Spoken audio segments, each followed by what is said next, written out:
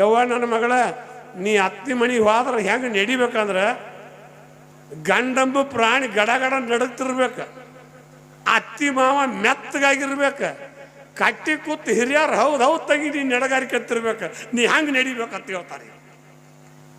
ಆವಾಗ ಹಂಗಿಲ್ಲ, ಒಂದಿಟ್ಟು ಏನರ ಯಾರ ಮನ್ಯಾಗ ಹಿರಿಮೇಳ ಬಾಯಿ ಮಾಡಿದ್ರೆ ಕಟ್ಟಿ ಕೂತು ಹಿರಿಯರು ಏಯ್ ನಡಿಬಿಡಿ ನೀ ಹಾಲು ರಸದ ಮಾತಾಡೋದು ನಡಿ ಒಳಗೆ ಮನೆಗೆ ಹೋಗಿ ಅಂತ ಹೇಳ್ತಿದ್ರು. ಈಗ ಕಂಪ್ಲೇಂಟ್ ಕೊಡ್ರಿ, ಕಚೇರಿಗೆ ಹೋಗ್ರಿ, ವಕೀಲ ಕರ್ಕೋರಿ, ಸಾಕ್ಷಿ ಹೇಳ್ರಿ, ಪುರಾವ್ ಹೇಳ್ರಿ, ಇದ್ದಟ್ಟೊಬ್ರು ಮಧ್ಯಲ್ಲೇ ಕಳ್ಕೊಂಡು ಮನ್ಯಾಗ ಹೋಗಿ ಮಕ್ಕೋರಿ ಅಂದ್ಬಿಡ್ತಾರೆ. ಇಲ್ಲ, ಅವಾಗ ನಮ್ಮ ಹಿರಿಯರು ಸಂಸ್ಕೃತ ಏನು ಹಾಕಿ ಕೊಟ್ಟಾರ ನಿಜವಾಗ್ಲೂ ಚಲೋ ನೋಡು. ಹೊತ್ತ ಮಣಿಗೆ ಮಾಡಿನ 10 ಥರದ ಅಡಿಗೆಯ, ಹೊತ್ತ ಮಣಿಗೆ ಮಾಡಿನ 10 ಥರದ ಅಡಿಗೆಯ, ತುತ್ತ ಮಾಡಿ ಉಣಲಿಲ್ಲ ಈ ಜನ್ಮ, ಮುಪ್ಪಾದ್ರೆ ತವರು ಮರಿಲಿಲ್ಲ. ಹೆಣ್ಮಕ್ಳು ನೋಡಿ ನೀವು ಬೇಕಾದ